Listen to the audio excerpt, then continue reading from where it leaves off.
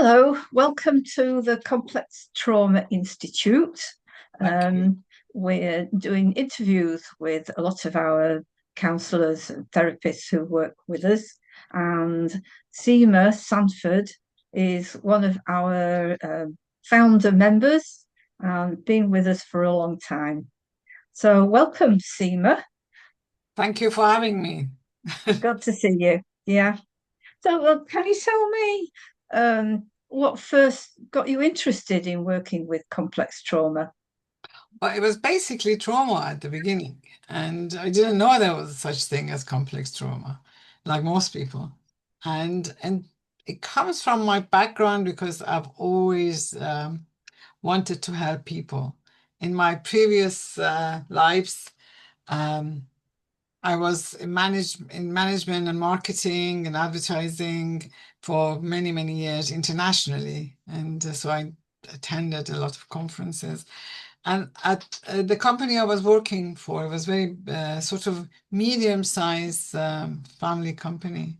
And I did a lot of the training and, hiring.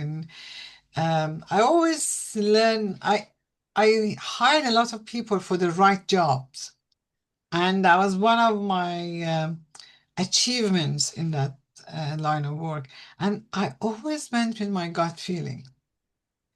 And that's what I'm doing in my present job. My gut feelings is my sort of guiding light, if you like. But it's that helping people and make helping them to make a better life for themselves. Before it was in different contexts, now it's in a different context. Before it was more practical, yeah, and now it's more internal and personal. Um, so um, that's how Led I you got to give into up this. led you to give up the big high profile job? I mean, I reached the invisible ceiling for women, Oh, and right. at the time, I think it was Pepsi Cola or Coca-Cola lady, the chief executive, did the same thing, and I was reading it on Business Week. I said, look, if she is in America, can give her a job, I can do that. Yeah, because I had got my house, I didn't have any mortgage, and I just I wanted to make a difference. And I got to the point where I had a very sort of comfortable workplace. I had a very good salary with massive perks. I mean, lots of international travels, just being a showcase. But I'm not that Yeah. kind of person. I'm more, do person and get Okay. Yeah. involved, make difference. So, Good for you. Yeah. and then, I just say, you know what? It was one of the biggest risks I've ever made in Yeah. my life because I didn't know what I'm going to do. And Yeah. and I and I say, you know what? Anything is better than this. Right. Yeah. Because Right. I Yeah. wasn't happy. I was very comfortable, but I wasn't happy. Yeah. And I felt my potential. I was in my early 40s. So I mean, Mhm. mid 40s, so I just say, you know what? No, I've had enough. So Oh, by the time I made the decisions and that it was my late 40s when I sort of good quit. for you. Yeah. So, what therapies did you study? But I had a job in between. I was working for a lot of NGOs, and I Yeah. raised a massive amount of funds for them. And I also became a journalist for a website in California in English. And I'm Iranian, so I wrote about good things about Iran because everybody just gets the bad Yeah. news. And Yeah. so for 10 years, I had a massive international readership because of that. And because I only brought, I made people, especially the second generations, feel good about, the homeland, the parent Hmm. homeland or their own homeland. So, and then I got married in between, and my husband is British, and we were living in Iran, and then things got a bit heated up, and then we felt that he was not safe, even though we weren't doing anything. It's just that we just didn't have if anything goes wrong, and I'm very good at foreseeing the future. Hmm. So we left and we came here, and when I came here, I I wasn't going to get a job, whereas I'm sorry to say this, but, a 20-year-old young lady or gentleman tell me, why I'm 5 minutes late, even though I stayed, 2 hours the night before, and I'm sorry, that I'm old-fashioned in that sense. And because I'm very dutiful. So I said, what can I do?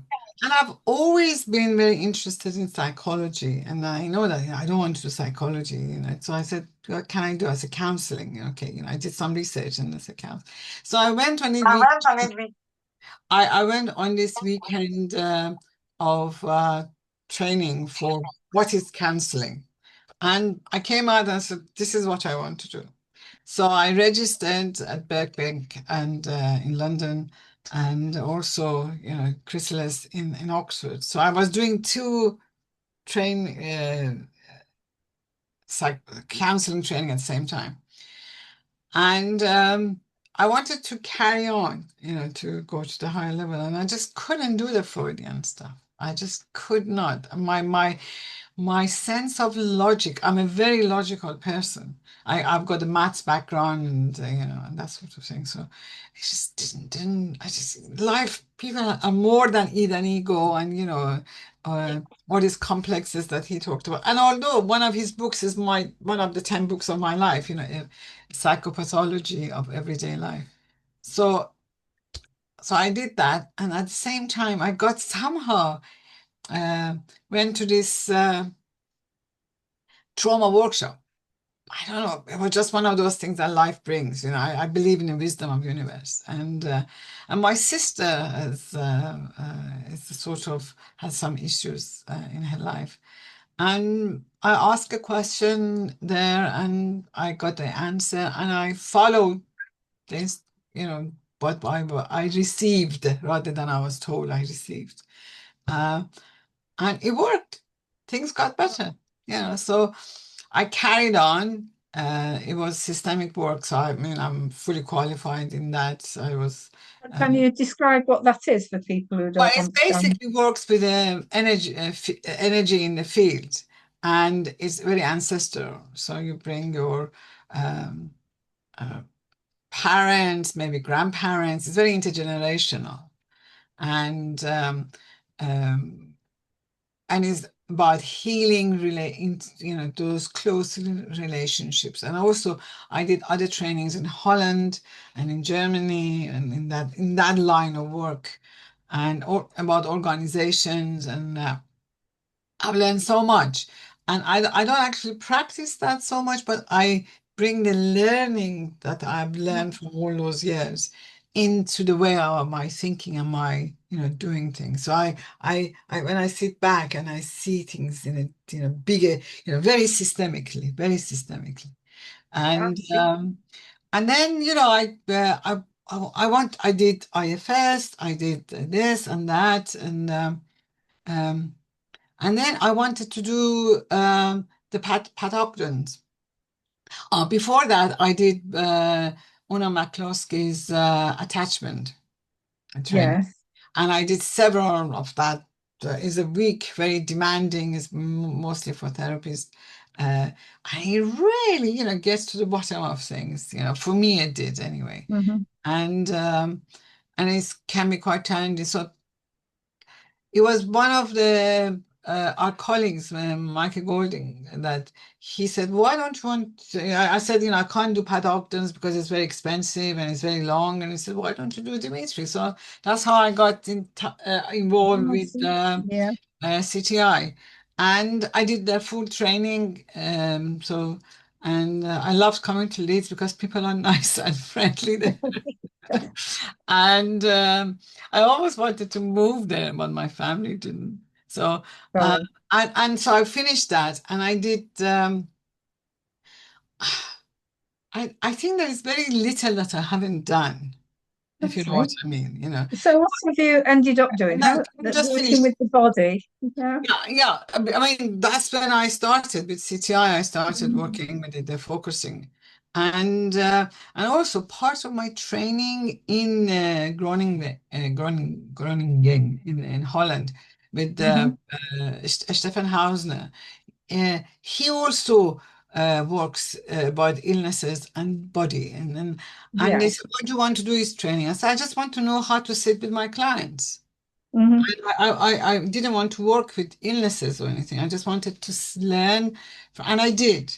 And basically, in hindsight, I can say that through that training, I've learned to develop my right brain antennas, develop Hmm. them in that sense. So, and from the focusing and practical experiences through my clients, I have. Um, Learn that it makes a massive impact, and I mean, I did several of um, Peter Levine's trainings, and also his protege Margaret something, I can't remember. She deals with pain and that sort of thing in London. So I mean, I have got the a sort of a toolkit for different modalities, if you like, and Yeah. based on what I sense more than anything else. And that's where the body comes because I sense things. So I think this Hmm. is very important. And I sort of um, take it to my client. And it's very difficult for some traumatized client to to do that. And you have to be Yeah. very, very patient. I mean, with some people, I mean, I work with therapists that you can really go full speed because they get it. They know Yeah. what you're referring to. They know their context. So that can be very fast. But with most clients, it's medium low. And with some clients, it's completely slow. And with some clients, you cannot succeed because, they're so hypo, they're just so frozen inside, right? And this happens when the problem comes from pre-verbal or verbal when they're very, very young, so they could not understand, or be able to express even the feeling that they were having as such young children or babies. Um, Hmm. I mean, I've done trainings that I don't use because I didn't get it. I only use what made sense to me. Hmm. And again, that intuition that I mentioned earlier on has always been my guiding Yeah. light. Yeah. Does it Relied on make that. sense? And, Yeah. I mean, sometimes a lot of all modalities have something to offer because basically it's all towards healing. But sometimes they go into this mumbo jumbo thing, make it very complicated, and they want to sort everything with the same, and it doesn't work. People are complicated, and issues are very complex. And so there you are. It's so I have a what how could I describe myself? I said I am. My approach is very individual, adaptable, flexible, relational, definitely non-judgmental, and compassionate. I mean, I've done Hmm. full compassionate training with uh, uh, uh, in the Derby, and I think to develop that the only goal I have, and this is with all clients, is uh, for my clients to develop a better, warmer, more nourishing, kinder, gentler relationship with and towards themselves. Yeah. Yeah. And that Yeah. sort of, because that would, if you're doing something that doesn't help, you will, if you are compassionate towards yourself, you are, you won't do it. Or Mm. you notice that you're doing it. It's about awareness. I bring awareness into it. It was, and your key to that, what is good for you about is your senses. Am I feeling okay? I'm doing this, and this is very giving me all this money, and but do I feel good about it? And Yeah. if I do, where is it? And how does it manifest? I mean, I use a lot of focusing in my work, but also I Can do. you, I know it's difficult to describe. Can you describe how focusing, um, how you Well, go about using I mean, focusing? I either, ask them to do it consciously, okay, just, I mean, if Yeah. they are sort of, they don't know what's going on. I Yeah. slow down their breath, just calm them Yeah. down, ground themselves in that present moment. And then I ask them to turn their attention inside, because Yes. most of us, most of the time, are in our heads, Yeah. because that's the vehicle that, help us to survive and manage daily life. Yeah. And this is a sort of manager, the left brain. I mean, I Yeah. do a lot of left and right.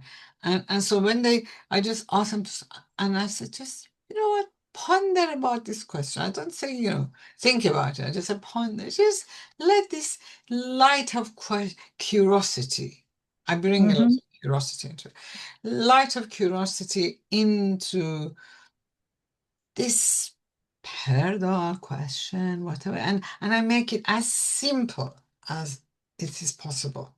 Because if it's more complicated, you go into your head. So you stay, Yeah. yeah, stay inside, and very sort of elementary, if you like. Um, and I said, just be an investigator, like a scientist, like a journalist, just you're just trying to find out. It's it it may not lead to anything. And it's always okay if they don't find anything. And I Yeah. said, well, maybe, another time. And then, and and then we come out if it doesn't work. And then we go back in again, 5 minutes later. And then usually, I'm not saying always, but usually something comes up. Yeah. And then we explore around that. And then, one thing leads to another, and so on and so forth. And so I use a lot of, um, I call myself a technician. I'm not a Yes. magician.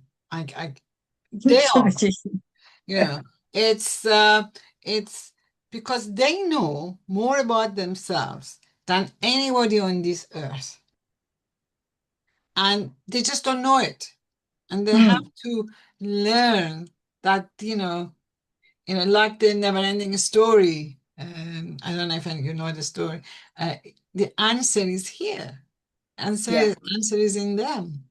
If, Yeah. if they believe that they can do it, if they believe that is not important, if they believe that they didn't deserve it, then things will shift. You can. This is the beauty of the brain. So I do a lot of psychoeducation. I bring, especially recently, into my work, a lot of neuroplasticity. What's that? But it's the brain's capability to change at any age, Oh, to at all think in age, different ways. yeah, yeah. So Yeah. so so Yeah. it's so the perception can change. So Hmm. something that terrible as it was that happened to you, yet you survived it. Oh my Yeah. God, let's celebrate that. You know, Yes. and then, just we go and comfort the young child, at Yeah. and and uh, and then tell him or her how brave he or she was, and gosh, you did somehow you did it. Isn't that a miracle? And we celebrate that. And Yeah. it's it's this. It's about, I'm only good at subjects that my teachers have been good at, and I liked my teachers. And I think it's the same thing. If you teach yourself, um, um, you know, give yourself the right message, if you like. Yes. So any child that tells me, any person who says, I'm not good at maths, I said, no, no, you're okay. You just didn't have a right teacher. You didn't have a good enough teacher, maths teacher. That Yeah. I genuinely believe that. I genuinely believe that. And so, you just help them. That's how you change your relationship itself. I mean, recently with a client, he really had to look after the whole family, Yeah. throughout his early years and ever since. And I mean, he was cooking at home for the other siblings, um, all the children, and parent was coming home when he was 13 or 14, or even younger sometimes, 9, I can't remember exactly. And and then, so when he sort of had his own family, he made his children very independent. Yes. that he didn't need them. He was always okay. He was an okay, parent, Yeah. and then that's why he came. One of the reasons he came to see me, he asked one of them to help about something, and this, the child couldn't do it, so, or actually left without doing it. Well, And he was yeah. so upset that I've never asked for anything from any of them. And this one time that I asked for help, I'm sort of snobbed, and then we went through, how they have been brought up and why they have been brought up. And he said that, I sort of miss, doing things with them, and asking them but I wanted them to stand up on their feet, so Mhm. I never, asked. I said, are you surprised that they this you know so he made this massive sacrifice that he actually felt very guilty about, but it was a sacrifice because he Yeah. loved them so much. And by shifting this guilt into sacrifice and something that Yeah. is admirable. I mean, not necessary, but then he was not doing it with his, sort of healthy side. He was doing it Yeah. with the traumatized side, Yeah. avoidance of repetition of what happened to him. Because very many of us, when we are raising children, we either do what was done for us or make sure that, the bad things did not happen to your children. So Yeah. it's I mean, attachment is a very important part of my work. So Hmm.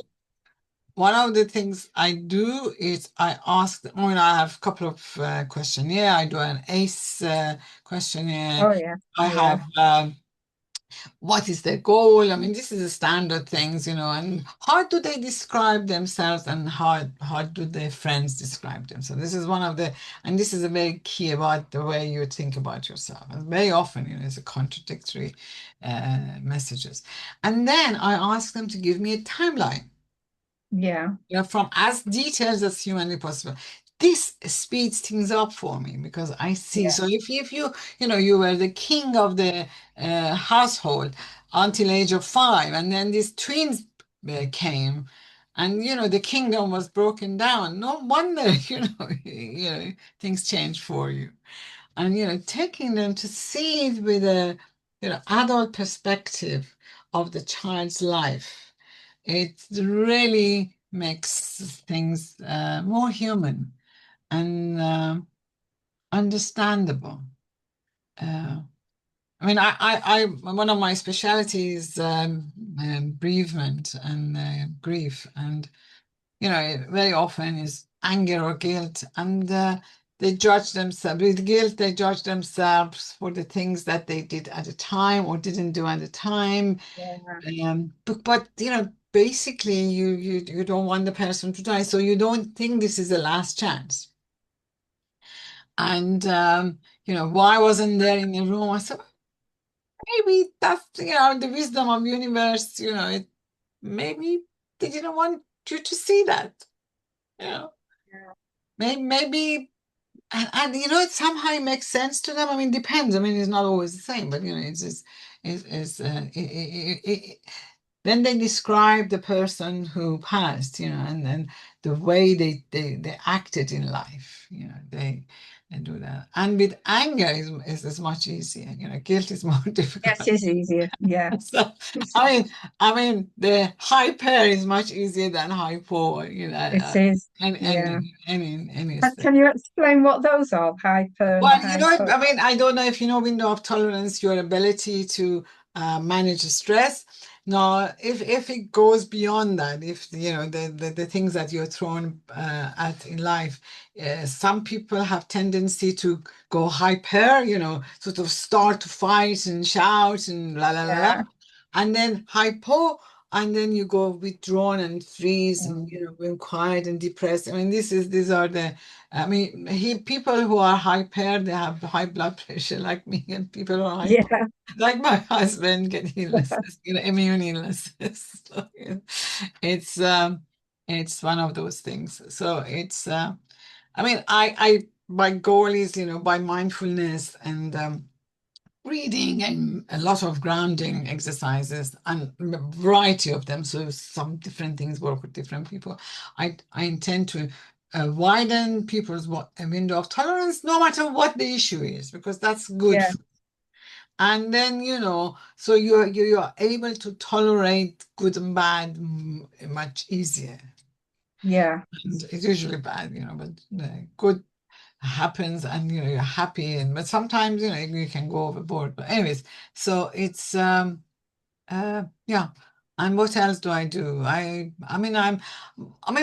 am genuinely curious about people and what has happened to them and how did they get here. Because once somebody asked me, would you be a therapist to someone who's a child molester in prison? I said, yeah. A lot of us get asked that and, question. and I said yes. And they Yeah, were shocked, I said, how can you? I said, nobody was born like that. What no, happened to him? What mm, what what happened to this human being who was born this innocent baby that we all are when we are born? I mean, yeah, I know about epigenetic. I'm very conscious of that. I consider it enormously in my work. I was lucky enough to discover Rachel Yehuda, who's the queen of, epigenetics.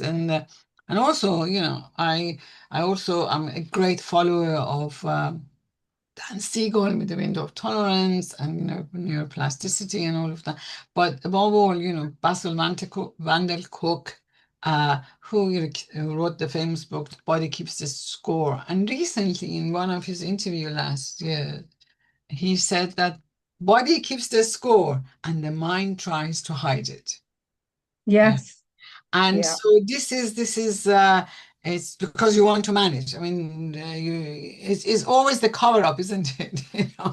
I mean, the yeah, mind tries to do the yeah. cover. It's all And, hidden and and all stuck the down there. addiction, including Yeah, perfectionism and yeah, hard work, too much, doing too much. I mean, to me, addiction is addiction. It doesn't matter whether you're, sniffing heroin or in, um, or coke or injecting heroin or drinking or whatever, or, need to be the best in the class and get the top mark or win all the yeah, competition. I mean, it's the same thing. I mean, or do can't stop shopping or eating or mm, not eating. It's all the same.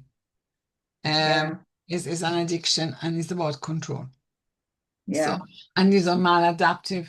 And then, and sometimes, even when you've recovered, from many of these, um, something happens, you're overwhelmed, you're tired, you're hungry, and then something happens, and then I mean, I use a lot of my hands. So this is where you are here when you come to see me, and then hopefully through work, you try to sort of, and this is the bridge that you want to cross. So once you mhm, cross the bridge, even when you are long way from the bridge, you passed it for me. Something happens when you're tired, when you're sleepy, when other things are not working. You go back here, but the fun yeah, thing is that you notice it immediately, yeah. and you very You can very bring yourself. quickly you bring yourself back to Yeah, in a grounding, healthy state. So it can happen. You're human. Come on, it's your nervous yeah. system. It's not you. I mean, what is you? We are made of a lot of atoms and that sort of thing, and a nervous system. All sorts So, going on in that so, body. I mean, I try to help clients to see nervous system as something that respond to events, and Yeah, mind either helps it or doesn't help it. When they yeah, and I mean, one of the things that a lot of people do not know that we don't have a frontal cortex yet when we are born. It mm, starts developing from the age of 2, and it's sort of you don't. Most people do not have any memory before age of 3 or half past 3. no, no, But we have a full amygdala, which is the detector of the danger and the sort of antenna for survival, fully developed. So we are programmed to survive. Yeah. And the system with all the resources it has or doesn't have, limitation of the resources it has, helps you to survive one way or the Yeah. other. Yeah. And And we're very helpless, often aren't these we, as a are, baby? yeah, and very often these blueprints are marked in your brain. Mm, Nervous system, not you, and it can change. yeah. Whatever you learn, we can unlearn. Yeah. The Yeah. efficiency that I have from my earlier work in management and consultancy and international business. So I bring that into my therapy work because Yes. I believe in okay, slow is good and less is more, but if you go on for too long, there is something wrong. If there is no development, Yes. If nothing's there's something happening, wrong. then So, yeah. I mean, Yeah. who needs to see who? I mean, either I am not the right therapist for this client. Yeah. It's not that I'm not good or anything. It's just that, I may not be the right. Somehow there's not enough trust. Nothing can be Mhm. established without the trust between the, if that Mhm. relationship is based on trust. And one of the ways I do this is I always see, especially private clients, for a free consultation session, Yes. Yeah. you know, on Zoom, So they know what they're getting telephone, as they wish. before they Normally, start paying. yeah. I mean, just see if you can bear me, if I'm okay for you. I mean, Yes. just on a Yeah. first instinct. Yeah. And Yeah. I also get a lot of messages. Mm, And then we take it from there. yeah. Many people come to the to that consultation, and then they say yes, okay, because in a heat of a moment they always say yes. Yes. And I said, no, no, no, no, no. I want you to wait. I want you to think it over and write to me tomorrow or the next day or whenever that you want to continue. I need it in writing, and that is not for my needs, it's for them to have the Yeah. choice.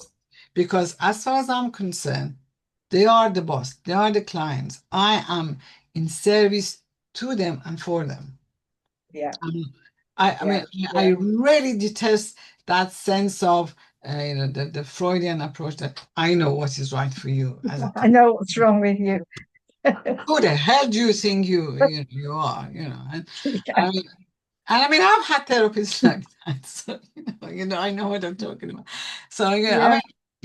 I sometimes I see therapists who I say, oh my God, I mean, how did they get here? And having Yeah. not worked this about this issue, and Yeah. I mean, Yeah. and one of the rules that I have in my work, and I think that's why I become very authentic. Mm, I yeah. do not ask anyone to do Don't, anything that I haven't done. And I say, well, I haven't. I mean, I admit. yeah. Don't Yeah. pretend to be the expert. No, because I'm not. I mean, they are. Mm. I'm Yeah. just, I'm just going to, I'm a cleaner for their internal world. I just tidy up, I dust, I bring something to the forefront of their attention, or Yeah. I make it, open the window and let some fresh air in, and just Yeah.